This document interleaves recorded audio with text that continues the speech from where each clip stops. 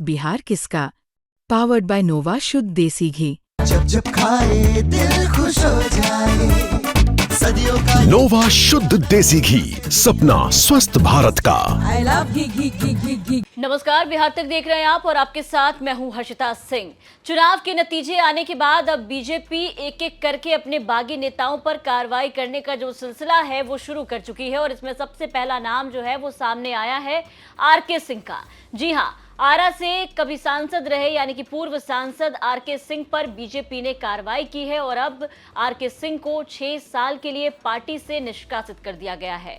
R K Singh को लेकर के आपको बता दें कि पिछले साल जो लोकसभा चुनाव हुए साल 2024 में आरके सिंह को आरा से बीजेपी ने टिकट दिया था, लेकिन आरके सिंह चुनाव हार गए थे। चुनाव हारने के बाद से लगातार आरके सिंह ये आरोप लगाते हुए नजर आए कि बीजेपी के अंदर खाने ही ऐसी सेटिंग की गई जिनकी वजह से उनकी हार हुई। इसके अलावा पवन सिंह को लेकर के भी उन्होंने कहा था, आपको याद होगा कि लोकसभा के चुनाव में जब पवन सिंह को आरा से टिकट नहीं मिला, आरके सिंह को बीजेपी ने चुनावी मैदान में उतारा था, तो आरके सिंह निर्दलीय काराकाट से चुनावी मैदान में उतरे थे और फिर काराकाट से चुनावी मैदान में उतरने के बाद पवन सिंह ने बीजेपी का अच्छा खासा नुकसान किया था, जिसमें से एक सीट बीजेपी की ये आरा वाली सीट भी थी जहां से आरके सिंह चुनाव हार गए।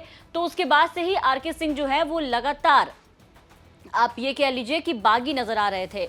आरके सिंह के तेवर बीजेपी के लिए अलग नजर आए, काफी बागी सुर हो गए थे उनके और ये तेवर जो है वो तलखियां जो है वो बढ़ती चली गई। नतीजा ये हुआ कि विधानसभा चुनाव आते आते आरके सिंह जो है उन्होंने बीजेपी के कई नेताओं के खिलाफ बयान दिए। सम्राट चौधरी के बारे में कहा, इसके अलावा एनडीए में जितने दागी नेता वो चाहे अनंत सिंह हो या फिर कोई और, तमाम नेताओं को लेकर के आरके सिंह ने मोर्चा खोला और एक एक करके बयानबाजी करते नजर आए। एक के बाद एक आरके सिंह के कई ऐसे बयान हैं जो कि सोशल मीडिया पर वायरल हो रहे थे और अब आखिरकार जैसे ही चुनाव के नतीजे सामने आए, आरके सिंह पर बीजेपी ने कार्रवाई किया है और उन्हें पार्टी से 6 साल के लिए निष्कासित कर दिया गया है। आरके सिंह के बारे में आपको बता दें कि बीजेपी के कद्दावर नेताओं में से एक रहे हैं आरके सिंह। अपने टाइम के बहुत बड़े अधिकारी भी रहे हैं, अच्छे प्रशासक भी रहे। मोदी कैबिनेट में आप देखिए कि वो मंत्री भी रहे, वहां पर केंद्रीय मंत्री।